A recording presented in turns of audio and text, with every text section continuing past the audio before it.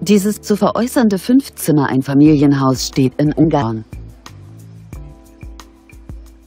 Es hat 4 Schlafzimmer, 2 Badezimmer und eine Gästetoilette.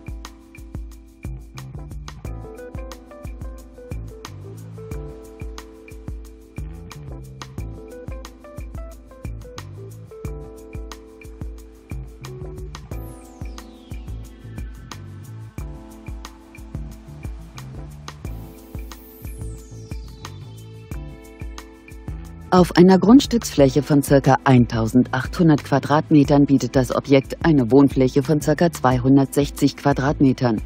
Das Haus hat einen Kaufpreis von 399.000 €.